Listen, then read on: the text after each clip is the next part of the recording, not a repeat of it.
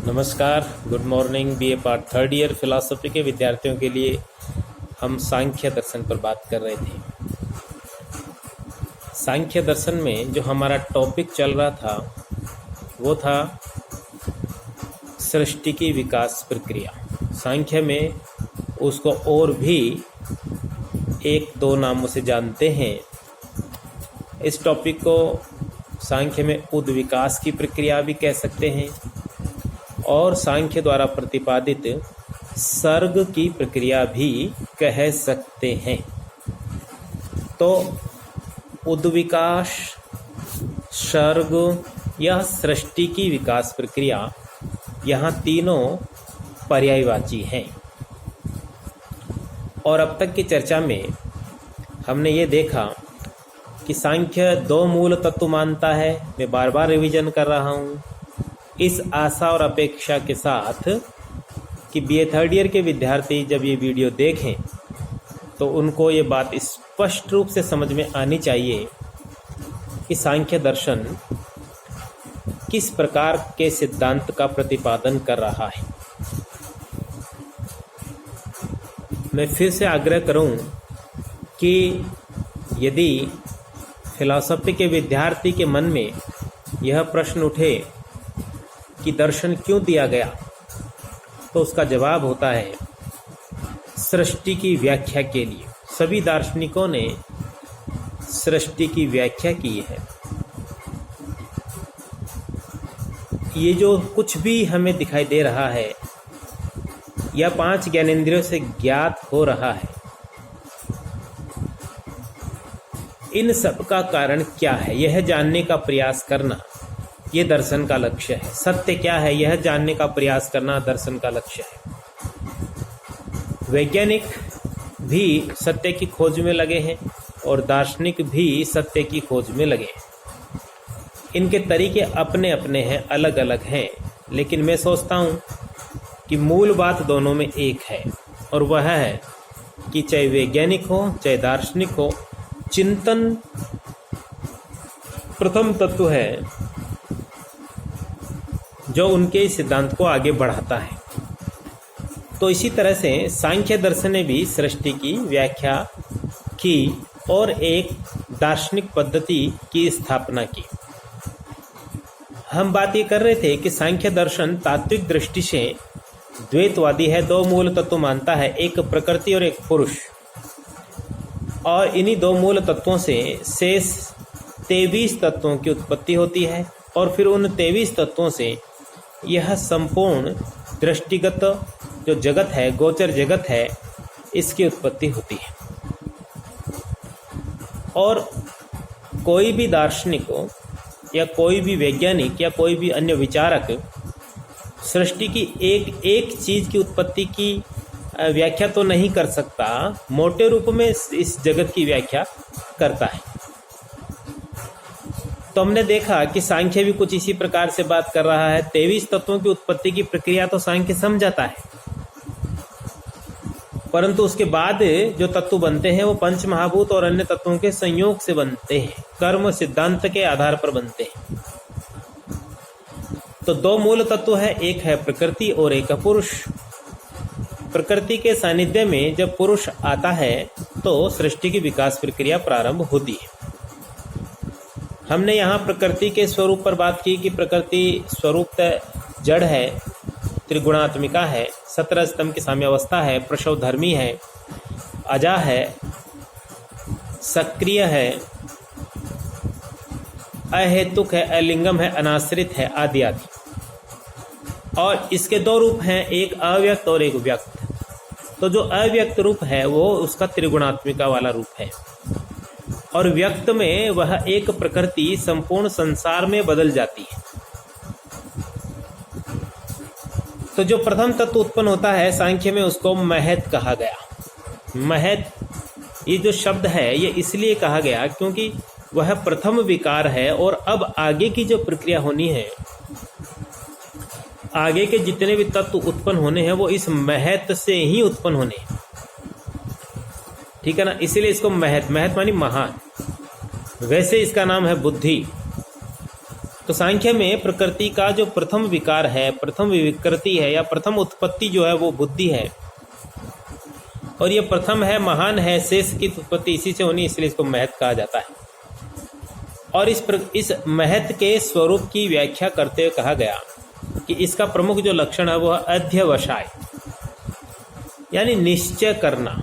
हमने यदि याद कीजिएगा, आप लोगों के पास वीडियो सुरक्षित होंगे, कि जो सांख्य के प्रमाण विचार की चर्चा हमने की थी, उसमें प्रत्यक्ष की प्रक्रिया में हमने अध्यवसाय का विस्तार से वर्णन किया था कि बाह्य विषय सर्वप्रथम इंद्रियों के पास पहुंचते हैं, इंद्रियां मन तक पहुंच आती है, और मन के बाद अहंकार, और अहंकार के बाद बुद्धि तक वो विषय पहुंचता है।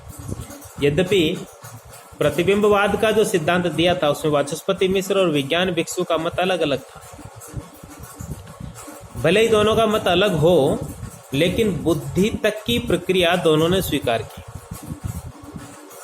कि विषय बुद्धि तक पहुंचता है, और बुद्धि यद्यपि जड़ है। जड़ क्यों है? बुद्धि को जड़ क्यों कहा जाता है? इसलिए क्योंकि वह प्रकृति से उत्पन्न है और प्रकृति जड़ है। तो प्रकृति जड़ है, बुद्धि भी जड़ है। जड़ होने के बाद भी, अभौतिक होने के बाद भी वह ज्ञान कैसे प्राप्त करती है, अध्यवसाय कैसे करती है, विषय का धारण और निश्चय कैसे करती है? तो इसका कारण अपन ने बताया था सांख्य के अनुसार कि बुद्धि में जो, क्योंकि सांख्य मानता है कि सृष्टि में उत्पन्न होने वाली प्रत्येक वस्तु में तीनों तत्व होते हैं, सत्य, रज और तम। किसी में कोई एक गुण ज्यादा है, किसी में कोई दूसरा गुण ज्यादा है, ये अंतर आ जाता है। तो बुद्धि में सत्व गुण की आधिक्य है, और रज और तम गुण कम है। आधिक्य होने के कारण, सत्व का आधिक्य होने के कारण बुद्धि दर्पण की माफिक है, और दर्पण की माफिक होने के कारण उस पर पुरुष के चैतन्य का प्रतिबिंब पड़ता है। तो बुद्धि जड़ होते हुए भी पुरुष के चैतन्य के प्रतिबिंब से चेतनवत हो उठती है। हालांकि चेतन नहीं होती, याद रखिएगा, चेतनवत सी हो उठती है, ऐसा बोलना चाहिए। तो इसलिए बुद्धि पुरुष के चैतन्य के सहयोग से विषय को ग्रहण करने में समर्थ बनती है। इसलिए अध्यवसाय बुद्धि का यह प्रमुख लक्षण माना गया। और फिर बुद्धि के कुल 8 लक्षण बताए गए थे, जिसमें 4 सात्विक थे और 4 तामसिक थे। सात्विक लक्षण में थे धर्म, ज्ञान, वैराग्य और ऐश्वर्य। धर्म का अर्थ बताया गया था लौकिक और पारलौकिक सुखों की प्राप्ति। ज्ञान का अर्थ बताया गया था प्रकृति और पुरुष के बीच साक्षात्कारात्मक विवेक ज्ञान। और वैराग्य का अर्थ था आसक्ति का अभाव। और ऐश्वर्य 8 प्रकार के बताए गए थे। और इसके विपरीत जो थे वो तामसिक लक्षण थे, वो थे अधर्म, अज्ञान, अवैराग्य और अनैश्वर्य। याद रखिएगा, सांख्य में बुद्धि के कुल 8 लक्षण बताए गए। बुद्धि यानी महत मानी प्रकृति का प्रथम विकार। दूसरा विकार था अहंकार। और अहंकार के बारे में हमने बात की थी कि अहंकार का प्रमुख लक्षण है अभिमान करना। यानी जब ये भाव आ जाए कि मैं हूं ज्ञाता, मैं हूं कर्ता, मैं हूं भोक्ता, ये अभिमान आ जाए, ये कार्य मुझे करना है, ये मेरा है, ये मैं हूं, इन भावों को ही अहंकार कहा जाता है।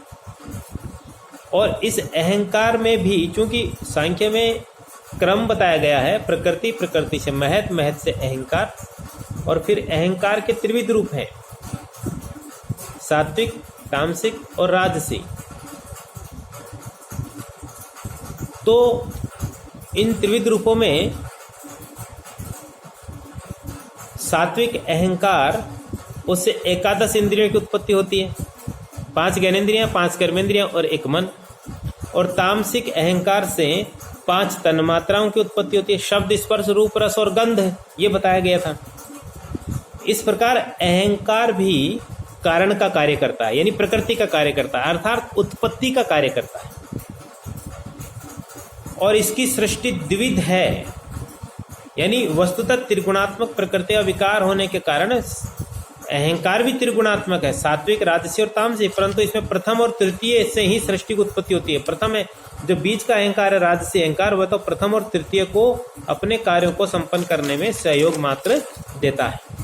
सात्विक अहंकार को वेकृत कहा गया, तामसिक अहंकार को भूतादि कहा गया और राजसी अहंकार को तेजस कहा गया। ये एक और नाम इनके दिए गए। तो तेजस अहंकार यानी जो राजसी अहंकार है वह उभयम है। उभयम मानी सात्विक और तामसिक का सहयोगी। सात्विक अहंकार के 5 विकार बताए गए, 5 ज्ञानेंद्रिय। चक्षु मानी आंखें जो रूप ग्रहण करती है, श्रोत यानी सुनना, शब्द ग्रहण करती, घ्राण गंध ग्रहण करती, रसना स्वाद और त्वचा स्पर्श, ये आप सब जानते हैं। ये 5 ज्ञानेंद्रियां, इनके 5 कार्य हैं। 5 कर्मेंद्रियां हैं, वाक, पाणी, पाद, पायु और उपस्थ, और एक मन है। ये 11 एकादश इंद्रियां जो है वो सात्विक अहंकार से उत्पन्न होती है। मन के बारे में यहाँ थोड़ी सी बात आवश्यक है। मन एक आंतरिक इंद्रिय है और मन का प्रमुख लक्षण है संकल्प करना। मन दोनों प्रकार की इंद्रियों से संबंधित होता है। मन के बिना इंद्रियां विषयों को नहीं जान सकती। मन ही इंद्रियों को विषय को ग्रहण करने में प्रेरित करता है। मन के बिना निर्विकल्प ज्ञान मन के बिना हो सकता है, लेकिन सविकल्प ज्ञान मन के बिना नहीं हो सकता। तो ज्ञान की प्रक्रिया में मन भी सहयोगी है। तो सांख्य में जो ये प्रथम 3 तत्व हैं, बुद्धि, अहंकार और मन, इन तीनों को अंतःकरण कहा गया। 5 ज्ञानेंद्रियां और 5 कर्मेंद्रियां, इनको बाह्यकरण कहा गया। याद रखिएगा, शॉर्ट क्वेश्चन जो आते हैं उसमें आपसे पूछा जा सकता है अंतःकरण। तो मन, बुद्धि, अहंकार, इन तीनों को मिला के कहेंगे अंतःकरण। और 5 ज्ञानेंद्रियां और 5 कर्मेंद्रियां, इनको कहेंगे बाह्यकरण। और इन 5 ज्ञानेंद्रियां, 5 कर्मेंद्रियां, मन, बुद्धि और अहंकार, इन 13 को मिलाकर कहा जाता है त्रयोदशकरण। ये सांख्य में एक बात हुई। तामसिक अहंकार की अपन बात कर रहे थे। तामसिक अहंकार से 5 तन्मात्राओं की उत्पत्ति होती है। 5 तन्मात्राएं कौन सी है? शब्द, स्पर्श, रूप, रस और गंध, ये 5 तन्मात्राएं हैं। और ये सूक्ष्म है, इनको सूक्ष्म कहा गया है। परंतु ध्यान दीजिए, इनसे उत्पन्न होने वाले तत्व जो है वो स्थूल होंगे। 5 तन्मात्राएं सूक्ष्म है, इसलिए इन्हें सांख्य में एक नाम और दिया गया, अविशेष। अविशेष इसलिए कि ये प्रत्यक्ष ज्ञान के विषय नहीं है, इनका ज्ञान अनुमान से होता है। परंतु इनसे उत्पन्न महाभूतों को विशेष कहा जाता है, क्योंकि ये स्थूल है और साधारण जनों को इनका प्रत्यक्ष से ज्ञान भी होता है। 5 महाभूत, पृथ्वी, जल, अग्नि, वायु और आकाश, शब्द, स्पर्श, रूप, रस, गंध, इन 5 तन्मात्राओं का जब एक विशेष क्रम में जुड़ाव होता है तो 5 महाभूतों की उत्पत्ति होती है। कैसे? वो क्रम क्या है? सर्वप्रथम शब्द तन्मात्र से आकाश की उत्पत्ति होती है। समझिएगा, वैज्ञानिक सिद्धांत है कि सर्वप्रथम शब्द तन्मात्र से आकाश महाभूत की उत्पत्ति होती है। फिर शब्द के साथ स्पर्श मिलता है तो वायु की उत्पत्ति होती है। शब्द से आकाश की, शब्द प्लस स्पर्श से वायु की, और फिर इसमें जब रूप जुड़ता है, शब्द, स्पर्श और रूप, तो तेज यानी अग्नि महाभूत की उत्पत्ति होती है। और जब इसमें रस जुड़ता है, शब्द, स्पर्श, रूप और रस, तो इससे जल की उत्पत्ति होती है। और जब इसमें 5वां तत्व गंध जुड़ता है, शब्द, स्पर्श, रूप, रस और गंध, तो पृथ्वी महाभूत की उत्पत्ति होती है। तो समझना क्या है यहाँ पर कि पृथ्वी, जिसे हम धरती कहते हैं, वो 5 महाभूतों से मिलकर बनती है। पृथ्वी में 5 के लक्षण हैं, शब्द, स्पर्श, रूप, रस और गंध। और सामान्य मनुष्यों का अनुभव होने के कारण इन महाभूतों को विशेष कहा जाता है। तन्मात्राओं को तो अविशेष कहा था, क्योंकि वो सबके अनुभव का विषय नहीं है। परंतु महाभूत जो है उनका ज्ञान सबको होता है, इसलिए उनको विशेष कहा जाता है। और महाभूत प्रकृति के अंतिम विकार हैं। यहाँ इसके बाद की प्रक्रिया समझाना इसलिए संभव नहीं क्योंकि फिर तो असंख्य पदार्थों की उत्पत्ति होती है। तो पंच महाभूतों पर आकर सृष्टि की विकास प्रक्रिया उद्विकास का सिद्धांत सांख्य में रुकता है। और ये जो अंतिम तत्व है पांच महाभूत, इन्हीं के माध्यम से सुख दुख और मोह आदि की अनुभूति साधारण मनुष्य को होती। इस प्रकार सांख्य दर्शन में सृष्टि की विकास प्रक्रिया को ये कहते समझाया गया। यह विकास प्रक्रिया पांच महाभूतों पर आकर रुकती है। यद्यपि इन पांच महाभूतों से असंख्य और अनेक क्षणिक वस्तुओं की उत्पत्ति होती है, परंतु उनको बताना संभव नहीं है। तो कुल मिला के जो उपर्युक्त 23 तत्व हैं उनको व्यक्त कहा जाता है। बुद्धि, अहंकार, 10 इंद्रियां जिसमें 5 ज्ञानेंद्रियां और 5 कर्मेंद्रियां हैं और 5 तन्मात्राएं। तो इन 23 तत्वों में से ये 18, 5 महाभूत नहीं बोले मैंने भी, यानी 5 महाभूतों को छोड़कर शेष जो 18 तत्व हैं इनको सांख्य में सूक्ष्म शरीर कहा जाता है। और इन 18 के अलावा जो 5 महाभूत बच गए उनको स्थूल शरीर कहा जाता है। ये छोटे छोटे प्रश्न है, याद रखिएगा। स्थूल शरीर, सूक्ष्म शरीर, 11 इंद्रियां, अंतःकरण, बाह्यकरण आदि आदि मैंने आज के चर्चा में चीजें बताई हैं। वीडियो को आप बार बार देखेंगे तो समझ में आ जाएगा। तो सूक्ष्म शरीर में 18 तत्व है, मन, बुद्धि, अहंकार, 5 ज्ञानेंद्रियां, 5 कर्मेंद्रियां, 5 तन्मात्राएं। और स्थूल शरीर में है 5 महाभूत। एक अधिष्ठान शरीर और होता है।